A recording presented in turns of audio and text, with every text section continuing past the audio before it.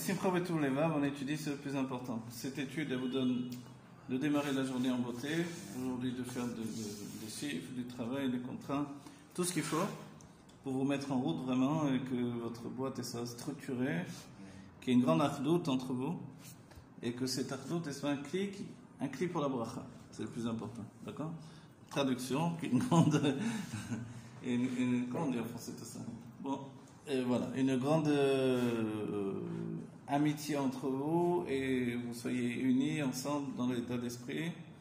Un conseil toujours dans la Torah qu'on donne par rapport à... C'est les Dayanim qui disent ce sujet-là, c'est que confronté au travail, etc., toujours discuter, toujours mettre les choses à plat. C'est comme le couple, la même chose dans le couple, on est toujours comme ça. Si on attend que l'autre comprenne tout seul, alors ça dérape toujours. Et les hommes, on a un peu une tendance comme ça, c'est pas vrai? On a une tendance, quoi, elle me connaît, elle me comprend, pourquoi elle a besoin que je lui explique les choses? Eh bien non, ça ne passe pas comme ça. C'est très curieux, c'est tellement on est occupé à soi-même en réalité. C'est ça que ça s'appelle le date dans la Chassidut. On est occupé à soi-même, à sa conscience, à ses pensées, à ses problèmes. En plus se rajoute le corps, avec sa physiologie, surtout les femmes plus que les hommes, et une sorte de souffrance d'être de l'âme dans le corps en fait, et qui fait que c'est lourd à porter, on porte comme un boulet. Donc en fait, on s'imagine, oh, l'autre me connaît, me comprend, pourquoi il faut toujours lui dire les choses, c'est fatigant à la fin. Et oui, mais ça c'est le début des embêtements, quoi. Donc il faut qu'on réussisse. Pareil une affaire, en amitié, pareil en tout en fait. Quand on étale les choses, on dit les choses. Et c'est pour ça que les sages ont dit, non, je souhaite qu'entre vous ça soit bien, qu'il n'y ait jamais aucun problème, mais c'est d'entre les choses qu'il faut mettre en avant. Les sages ont dit, Daaga balev yassichena. Tu as un souci dans le cœur, exprime-le. Yassichena, la sonne sicha, donc discute-en. Comment on dit? Voilà, exprime-la, sors-la de toi en fait. Yassichena, c'est enlève-la en fait. C'est ça, ça a les deux sens, c'est ça qui est merveilleux. Les femmes ont plus une nature de parler de leurs problèmes, etc. Les hommes, on s'enferme dedans de nous, on réfléchit, les trucs, voilà. On est pudique, et puis on a une sorte de huis clos naturel qui se fait entre nous, qui fait qu'on ne discute pas. Mais non, les sages ont dit ça. Et même dans la Chassidut, où on parle de mashpia, c'est-à-dire d'aller voir un mashpia, un rav, taselecha rav, il y a deux notions là-dedans. Rav, c'est celui qui va te dire la halakha. Et là, bon, tu demandes, c'est pas trop à discuter avec lui. Il te dit blanc, noir, kasher, tamé, moutar, asso, voilà. Et puis, il y a le mashpia. Mashpia, c'est un rav qui est un conseiller, en fait. Il te conseille quelque chose, tu l'écoutes, et selon ce qu'il te dit, alors tu organises ta vie, surtout les sujets de Avodat Hashem, etc., ou même des problèmes personnels. Mais dans la Chassidut, on apprend que tout ne se passe pas uniquement comme ça. C'est-à-dire qu'il y a aussi ce que l'on peut régler en discutant avec des amis, avec d'autres Chassidim. Chassidim, aujourd'hui, le rabbi, on dit le rabbi shel kulam. Donc, finalement, on est tous des Chassidim. C'est-à-dire, alors on discute entre nous. Les Chassidim, c'est chesed, générosité. On discute entre nous et on peut résoudre des problèmes comme ça. Donc, en fait, il y a ce sujet-là, ça s'appelle l'expression. On va dire, bon, c'est important, pourquoi on parlait maintenant? Parce que ce monde dans lequel on vient, c'est un monde qui est organisé pour l'expression. Donc dès qu'on arrête, on coupe l'expression, la communication, d'autres termes, c'est terminé. Et on le voit aujourd'hui, on est un monde de communication. Tu mets un sourire à quelqu'un qui a fait un post sur Facebook, et ça y est, peut-être tu l'as fait sa journée en vérité. Toi, tu n'es pas peut-être enflammé, c'est vrai, ne rigolez pas. Une petite dame là, qui met son assiette qu'elle a fait très jolie, tout ça sur Facebook ou Instagram, et tu lui mets un petit cœur, un petit sourire, et voilà, elle est contente. Moi, ça m'arrive des fois, je dis, bon, qu'est-ce que je vais faire pour faire une action positive? Tac, je prends, tac, tac, tac, tac, tac, tac.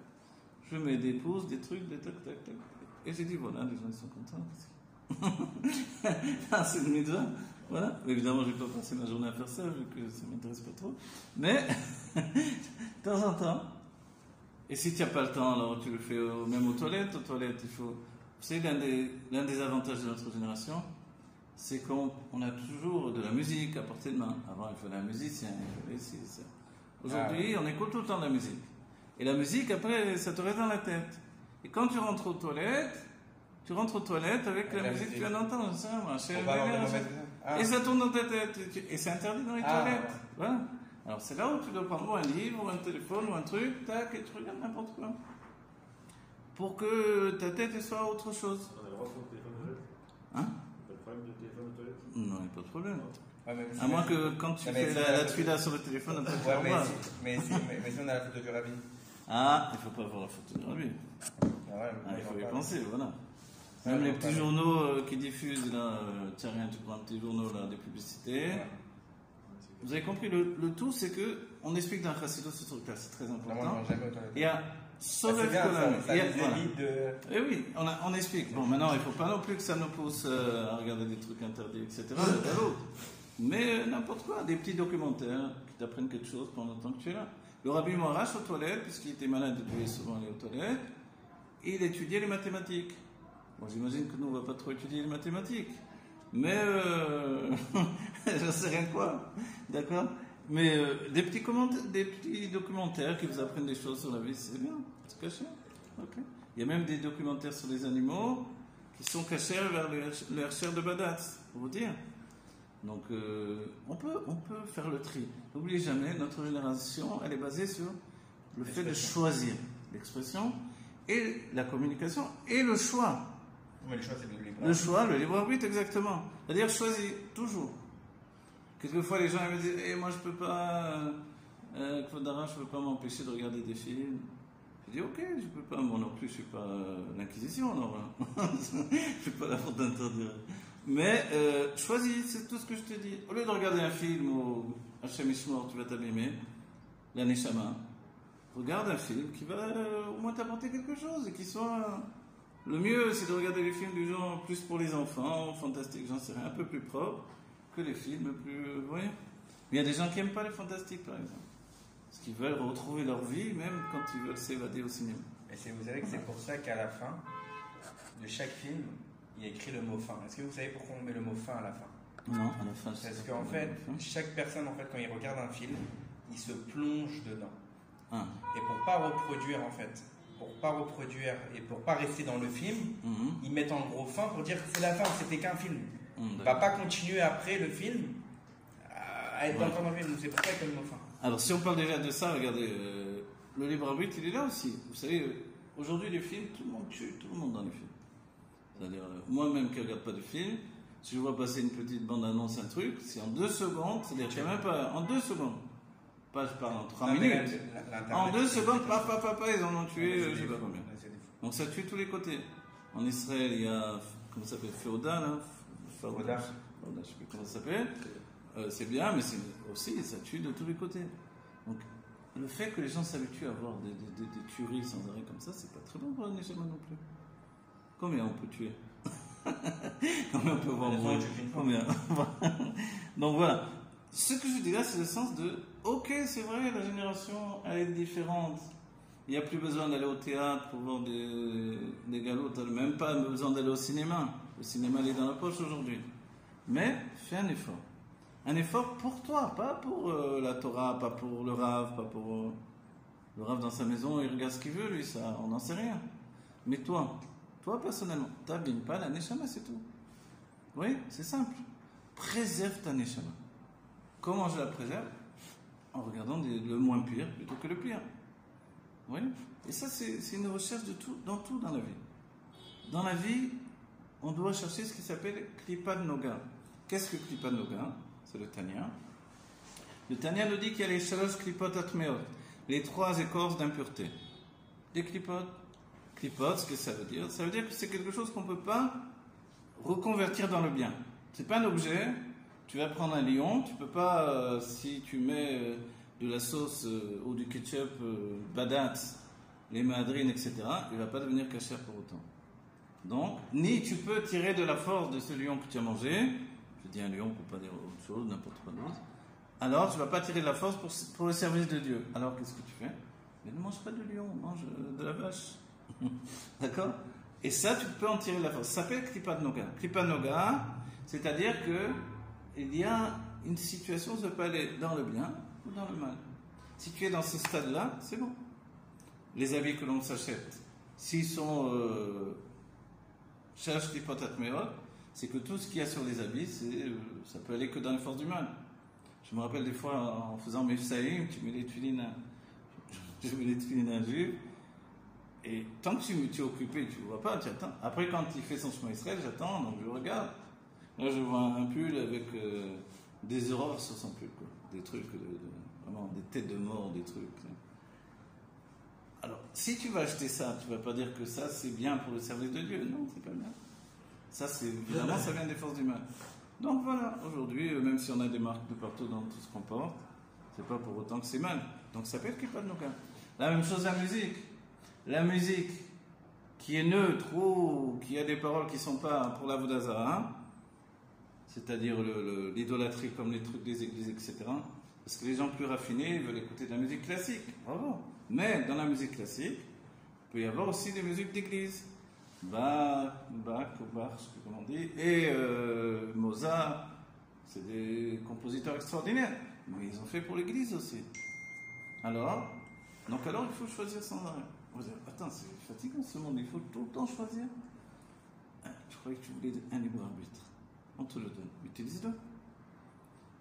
Même si au bout du compte c'est qu'une sensation, mais cette sensation elle est importante, tu vois que tu as la shlita, tu as dans tes mains la possibilité de choisir pour le bien. On choisit pour le bien. Natati lechan, je t'ai donné et ta chaim et ta mavet, et ta tov et ta ra, bacharta bachaim. Je t'ai donné la vie et la mort, le bien et le mal, et tu choisiras la vie. Donc quand la Torah nous dit tu choisiras la vie, la première chose qu'on se dit, mais attends, évidemment je choisirai la vie. Même le plus grand bandit ne veut pas qu'on le tue. Il aime bien tuer, mais il ne veut pas qu'on le tue. Alors bien sûr qu'on choisira la vie. Non, la vie, c'est pas vivre une vie où tu tues du matin au soir. Et tuer, il y a plusieurs manières. Vexer des gens, leur faire honte, leur faire des ennuis, ne pas être sérieux, ne pas ci, ne pas là, etc. Ça, c'est la mort. Qu'est-ce que la vie? La vie, c'est se diriger vers le bien, la lumière, et être quelqu'un qui fait des bons choix. Même si on chute, parce que dans notre génération, on chute beaucoup. Ok, on se relève, on fait les bons choix, on avance. Vous voyez? Moi, des fois, je donne une image dans les cours, c'est... Vous avez plein de soldats sur le champ de bataille. On a vu ces vieux films de guerre ou ces trucs comme ça. Paf, il y en a un qui tombe à droite, à gauche, etc. Et il y en a quelques-uns qui arrivent jusqu'au bout et ils remportent la guerre. Ou la bataille. Mais nous, on est en fait ceux qui tombent et ceux qui continuent, c'est nous. Parce qu'on n'en a qu'un soldat, c'est nous. Mais en fait, notre personnalité est tellement schizophrénique, on va dire, puisqu'on a une âme animale et une âme divine qui sont en lutte constamment. En plus vient un Yetzerara qui est en fait un démon qui rentre en nous, sans arrêt. Donc en fait, ça s'appelle Shindalet, qui est un Shindalet, donc un démon qui est en relation avec les Yehudis. Et si on est trop proche du monde égoïme, en regardant trop le monde égoïme, en étant trop dans leur mentalité, on peut recevoir un démon qui vient du monde égoïme. Donc à nous de choisir. Donc déjà on peut limiter, rester dans le monde du juif, en essayant de faire que notre vie soit cachère dans la nourriture, dans la vision, dans l'habillement, dans tout. D'avoir une certaine sniout, dans tout. Même les hommes, il y a une notion de sniout. Donc en fait, tout ça pour avancer, pour être un cri de plus en plus positif pour recevoir la bracha de Dieu. Quand on voit par rapport à Torah et Mitzvot, on dit que le Gan Eden, il nous donne la récompense par rapport à la Torah qu'on a étudiée dans ce monde. Mais l'époque de Triat HaMetim, l'époque de la résurrection des morts, elle va nous donner la récompense par rapport aux mitzvot qu'on a fait. Donc Triat HaMetim, c'est en relation avec tous les juifs, parce que tous les juifs font des mitzvot. Qu'est-ce qu'une mitzvah? Sourire à un autre juif. C'est la mitzvah de Ahavat Israël. Lui donner un coup de main, l'aider, lui faire confiance, lui donner les moyens d'avancer dans la vie. On dit de trouver un travail à un autre juif, c'est plus important, plus élevé que de lui donner la tzedaka. C'est comme ils disent pour la pêche. Mieux lui apprendre à pêcher que lui donner le poisson. Que lui donner le poisson. Bravo, c'est une belle image. Voilà. C'est dans. Je crois que c'est dans Marc. C'est beau ça. Ah, si, c'est vrai. Ouais, ouais. C'est dans la Torah. C'est dans la Torah, non Certainement, je ne sais pas, mais sans doute, oui. La Torah dit qu'il vaut mieux lui apprendre un métier que de. Bien sûr. C'est-à-dire le sortir de sa situation si tu peux. Si tu peux, et nous tous, voilà, vous travaillez ensemble, voilà, vous pouvez chacun sortir, aider l'autre à avancer, vous êtes associés. Chacun, vous devez vous aider. Voilà. Voilà. Donc, vous aider, c'est ça le but. Voilà. Ouais. Vous aidez l'un et l'autre et avancez. Comme vous avez dit, vous êtes 3, les Nara, 3 c'est Khazar, le Rabbi dit le chiffre 3. Non, il y en a, il est dans la. Vous avez dit dans la nature. Dans la nature, parce qu'il est dans la communication. Il connaît tout le monde. Donc, forcément, il peut avoir une tendance à se perdre plus facilement. Voilà. Mais ces 3-là, c'est-à-dire c'est quand même une Khazaka. Le Rabbi dit un tabouret qui a 3 pieds, il tient debout. Il y a écrit dans la Gemara. Un tabouret à 3 pieds, il tient debout, il dit le Rabbi. Mais non, mais dans Brachot aussi, il a dit comment tu.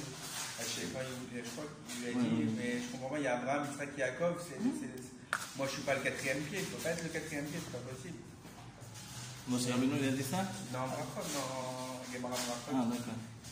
Et tu sais ce comme Abraham, Isaac, Yaakov, c'est 3, en fait, c'est toujours en fait. Voilà, on dit, qu'est-ce que c'est les pieds? Les pieds de la Merkava, les pieds du Kissia Kavod. Il y a la Merkava elle est faite de tous les genres de vitalité qui sont dans le monde naturel.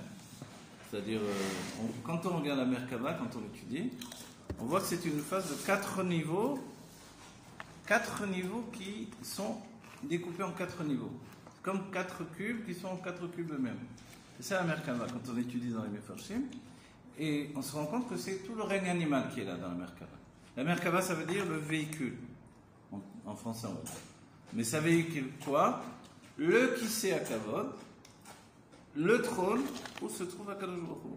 Alors on dit, mais Akadosh Baruch Hu, il est assis sur un trône, etc. Évidemment, ce sont des images. Kisei, le trône, en hébreu, donc Kisei, ça veut dire chaise aussi, tout simplement, mais c'est un trône, en hébreu, il n'y a pas 50 manches pour désigner une chose. Et Kisei, c'est la chaîne Kisui. Le Kisui, on va dire, c'est ce qui recouvre. Justement, c'est comme une image qui recouvre la présence de Dieu. Et Dieu, lui, il interagit dans un monde par le biais de son Kisei Kavod. Ok. Qu'est-ce que le Kisei Kavod dans ce cas-là? Le trône de gloire. C'est justement, on dit, c'est la bina, la réflexion intellectuelle divine qui s'épanche jusqu'au monde de Bria, le monde de la création. Et là, en fait, on comprend bien qu'à partir de là débute la création. Donc la création, tout le règne animal, il est là pour transporter le trône de la gloire divine, en fait. Et c'est extraordinaire, c'est pas... Pourquoi c'est extraordinaire? On dit que quand nous faisons la volonté de Dieu, en fait, tout ce système, tous les anges qui transportent le trône de Dieu, alors ils font aucun effort. C'est léger, parce que les mitzvot que l'on fait, ça les soulève. On dit le Aaron à Kodesh, quand on le portait, comment on le portait? À la katef. Sur l'épaule, on doit le porter. Alors, il y a beaucoup de sujets par rapport à ça. Et quand on le porte sur l'épaule, en fait, il portait ceux qui le portaient. Ou noset, nosav. C'est-à-dire que les pieds touchaient presque pas par terre, quoi. Il transportait ceux qui le transportent. Donc, comme ils ont fait dans Rabbi Jacob. Dans un Rabbi Jacob, je ne me rappelle plus. Il porte le taxi. Oui. Okay. Donc, il transporte ceux qui le transportent. Et ça, c'est le trône de gloire également. Quand on fait les mitzvot de Dieu, quand on est vraiment attaché à Dieu, alors les anges qui le transportent sont transportés par ça. Mais quand on ne fait pas la volonté de Dieu, on dit qu'ils font un tel effort qui sort des anges, une zéa, une transpiration, qui devient un fleuve de feu. Et ce fleuve de feu, il aboutit à ce qui s'appelle le Gehinnom. Tout ça, c'est spirituel. Il n'y a pas vraiment un endroit où il y a du feu qui brûle tous les jours, évidemment. Non, c'est que dans l'âme, il y a une sorte de huis clos où on se juge soi-même. Et plus on fait la volonté de Dieu, plus on comprend qu'on se juge positivement. C'est-à-dire quoi, se juger? Si je fais tout bien, je n'ai pas besoin de me juger. Non, c'est parce que ça n'existe pas qu'on fasse tout bien. On a vu Moshe Rabbeinu, ne devait pas frapper le rocher, il a frappé le rocher. Mais attends, mais pourtant il n'y a pas une mitzvah qui s'appelle ne pas frapper un rocher. Il n'y a nulle part écrit dans la Torah. pas une mitzvah des 613 mitzvot. Mais Dieu lui avait ordonné. Mais c'est un manque de respect. Voilà. Panim. En fait, il y a le Midrash qui nous dit que Moshe s'était dit, je vais parler au rocher, ils vont voir un rocher qui fait couler de l'eau. Ils vont tous parler au rocher. Voilà, le puits de Myriam, c'était juste un rocher qui fait couler de l'eau. Donc, ils vont tous penser que ça y est, j'ai retrouvé le puits de Myriam.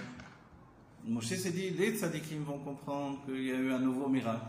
Mais les gens simples, ils vont juste penser que j'ai retrouvé le puits de Myriam. Et nous, on va parler genre avec le rocher, et si ça ne sort pas, on va alors Moshe a dit, je vais faire quelque chose de spectaculaire pour que ça les frappe. Et d'un certain côté, il a fait un sacrifice. Voilà, il s'est sacrifié lui-même pour que le peuple juif s'aperçoive qu'il y avait les Juifs, maintenant on dit, on parle à un rocher et que l'eau, elle ne sort pas. Donc on va remettre en question la vérité des Juifs. Bravo, c'est comme ça qu'il a pensé, ouais. Plus ou moins, maintenant la pensée de Moshe. C'est pas tellement la même non plus, mais à peu près. Tout ce qu'on dit, c'est plutôt approximatif, évidemment. Bon, alors voilà, nous on se retrouve dans notre vie. L'étude que l'on fait au quotidien, c'est après 120 ans, ou même la nuit, quand on dort, on s'élève. Pourquoi on dort? Pour se ressourcer. On reprend de la vitalité. Comment reprendre la vitalité? L'âme se détache du corps, elle monte dans les mondes divins. En attendant, l'âme animale, elle commence à faire des rêves. Et dans ces rêves qu'elle fait, elle s'abandonne, les premiers rêves du sommeil. L'âme divine, elle monte dans le Gan Eden, elle étudie avec les tzadikim. Évidemment, si je n'ai pas étudié toute la journée, j'arrive là-bas, on dit, bon, qu'est-ce que tu as étudié aujourd'hui, qu'on voit le côté divin de tout ce que tu as étudié. Ah, aujourd'hui, j'ai pas eu le temps, tout ça, c'était une journée très difficile. Ah, ok, mais alors, assis-toi dans un coin, alors. Regarde les autres étudier. Mais quand on a étudié, ne serait-ce qu'un petit peu, ne serait-ce que son tania du jour, un fromage, un grachi, voilà. Et c'est pour ça la nécessité tous les jours d'étudier, ne serait-ce qu'un petit peu. D'attraper un livre, de faire un... Et tu as fait tes télim, on sait ce qui a un peu réfléchi, alors tu peux... Et là, tu as la récompense. La lumière divine, elle s'épanche sur ton âme divine et la ressource. Et tu reviens, tu as rechargé les batteries. Et tu reviens dans le corps. Et c'est vrai que quand l'âme divine en revenait, elle rencontre l'âme animale, elle est mistolénette, elle a un peu, se débat un petit peu, c'est là que ça occasionne des cauchemars assez particuliers. Tandis qu'avant, elle s'était laissée aller tout simplement, mais là, non, c'est une sorte de lutte qui s'installe entre les deux. À chaque fois, c'est par regagner, et on repart pour une journée de avoda, de service de Dieu. Ça, c'est tous les jours ou après 120 ans. Mais par contre, après les 6 millénaires, on rentre dans le 7e millénaire, et là, alors évidemment, on prend la Géoula avant son temps, et là, à ce moment-là, on a la récompense, qui est une récompense éternelle. C'est quoi? C'est Triat Amitim. Le Beth Amikdash, le Mashiach, donc il construit le Beth Amikdash, il rassemble tous les exilés, quand on cite le Rambam, et puis ensuite, soit immédiatement, soit un petit laps de temps, alors il y a Triat Amitim, la résurrection des morts. À partir de là, tout est différent. Les sages ont dit, c'est plus Olam Keminago Noël. Le monde ne revient pas à ce qu'il était au début. C'est vraiment Shino Ibema Ase Bereshit. Il va y avoir un changement dans le monde que l'on connaît. On dit Shamaim Chadashim, Eretz Chadashim. Des cieux nouveaux et une terre nouvelle. Dans la base, dans la Kabbalah, Shamaim Varetz, c'est Zeranpin et la Malchut. Mais ça veut dire pour nous des sentiments différents, des sentiments divins. Et une terre. La terre, c'est le corps tout à fait différent. Si bien que le corps va vitaliser l'âme dans la Géoula à un niveau, comment on dit en termes modernes, exponentiel. C'est-à-dire, c'est sans comparaison. Aujourd'hui, il faut que l'âme tire le corps sans arrêt vers elle, et le corps est plutôt lourd, il nous tire vers le bas. L'âme animale, elle se met au milieu, elle va du côté du corps, et l'âme divine, elle doit sans arrêt lutter au quotidien, mais on a quand même une aide. Vous savez, c'est quoi l'aide? Ergel Nasta Teva. L'habitude devient une seconde nature. Je m'habitue tous les jours à prier. Je m'habitue tous les jours à, faire les télim, tous les jours à étudier un petit passage de la Torah, tous les jours. Et Ergel Nasta Teva. La nouvelle,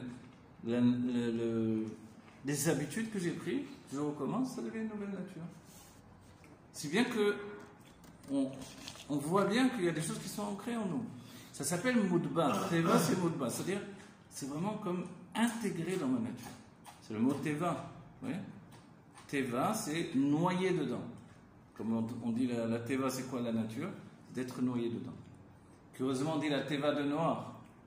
La teva de Noah, donc comment dire en français, l'arche de Noé. Mais teva, le mot teva, ça veut dire ta voix, ça veut dire noyer. On va dire, attends, mais les seuls qui n'étaient pas noyés, c'est qui étaient dans la teva. En fait, parce que c'est un autre sens du mot teva, c'est le mot. C'est ce qu'a dit le Baal Shem Tov. Rentre dans les mots de la Torah. Les mots de la Torah, ils vont te sauver de quoi? De ceux qui s'appellent Maïm Rabim, des eaux nombreuses, des eaux turbulentes. Qu'est-ce qu'elles ont ces eaux? Ce sont les eaux de la Parnassa essentiellement. Alors, elles vont entraîner des marchavot rabot, de nombreuses pensées. Donc tu es toujours en train de penser qu'est-ce que je dois faire, Et je doute que les kelim que j'ai mis en place, ils sont bons. Est-ce que ce que j'ai fait c'était bien, est-ce que j'ai pas bien fait, etc. Mais en fait, tout ça, c'est des pensées étrangères. Viens, on fonctionne. Viens, on est sérieux. Viens, on va jusqu'au bout. Comme on l'a dit, la même chose dans le couple. C'est marrant, mais on peut immédiatement comparer les affaires et le couple. C'est des ivougim. Les ivougim, allez, y a fait. Faire les shiva brachot. Les shiva brachot, c'est comme on fait de l'eau, on fait des cours, on étudie. On donne un petit moment pour étudier. Et ce moment d'étude, alors il bénit toute la semaine. Bon, là, on est la veille de Shabbat. Donc ça va bénir la semaine qui vient, mais ça va bénir la journée si Dieu veut. Parce que le Shabbat, il a deux panim, vous n'oubliez pas. Le Shabbat, il reçoit de toute la semaine, et il est mashpia toute la semaine. Vous voyez? C'est comme une guirlande, quoi, une chaîne, ça ne s'arrête pas. Il reçoit et il est mashpia. Donc il reçoit une influence. C'est merveilleux. C'est ça la bracha du Shabbat. Donc en fait, nous, on est en perception du bien et on influence le bien. D'accord? Mais il faut rentrer dans la teva sans arrêt. C'est-à-dire quand ça ne va pas, ok, je fais une pause, je fume une cigarette. Non, je fais une pause. Je peux fumer, mais c'est pas l'idée là. L'idée, je fais une pause, je fais mes télim. Après, je me suis ressourcé. Et quand vous avez remarqué, quand on étudie, quand on prie, tac, tac, tac, tac. C'est là que tout vient les pensées. Ah, les pensées là. C'est comme ça que je développe. Voilà. Les pensées là, tiens, je vais faire ça, je fais ça. Dans des masses. Je vais prier, je ne vais pas m'occuper de. Toujours la mida. Et tu te dis, non, parce que la mida, la prière est assez longue quand même. Non, mais la mida plus. Ah, la mida plus. Ah, la mida c'est plus violent. La mida, c'est. Tu vas arriver déjà. C'est pour ça que les juifs ils réussissent 3 fois par jour. Tu es arrivé à la bracha de la Parnassa et tu t'es aperçu que jusqu'à présent tu as pensé à. Donc en fait, c'est ça. C'est ça qui est extraordinaire. Le juif, pourquoi il a une valeur magnifique, extraordinaire? C'est parce que c'est difficile. Ah oui. C'est difficile d'être un homme, mais c'est encore plus difficile d'être juif. D'être un homme, c'est un truc de fou, mais être un juif, alors là, tu as perdu d'avance, quoi. Il y en a beaucoup qui sont jalouses. C'est vrai que les jalouses, consciemment ou inconsciemment. Oui, bien sûr, toute la haine contre le juif est devenue de ça. Mais d'où vient la tzlacha du juif? Pourquoi le juif réussit? Parce qu'il véhicule en fait des forces infinies avec une matière limitée. Et que Dieu lui a donné un don de pouvoir réunir les deux. Et c'est ça. Réunir les deux, c'est de faire cette fusion entre l'infini et la limite. Bon, je ne sais pas combien de temps je vais vous prendre. Dites-moi si je m'arrête, si je continue. Encore 5-10 minutes. Voilà, 5-10 minutes. Vous voyez, on est parachat Ekev. Ekev, voilà, on dit Ekev, ça a plusieurs sens. Voilà, dans l'hébreu de la Torah, Ekev, c'est tout de suite le talon. En hébreu plus moderne, on dit Akev le talon. Donc Ekev, Akev, c'est juste une différence de prononciation. Ok. C'est quoi le Akev, le Ekev? Alors la Torah nous dit que ne sois pas celui qui repousse, c'est le pirouge du Rashi, les mitzvot qui sont des petites mitzvot, tu dis non, je ne vais pas faire ça, je ne m'en occupe pas. Non, non, non, les mitzvot, tu fais tout ce qu'il faut.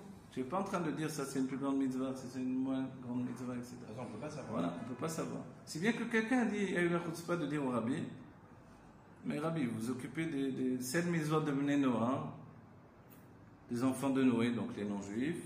On n'a pas vu que les rabbins faisaient ça d'abord. Et ensuite, il y a des choses plus importantes, s'occuper des juifs, non? En plus de dire ça au Rabbi, franchement, c'est très. Est-ce qu'il y a un homme qui s'est occupé autant des juifs que le Rabbi?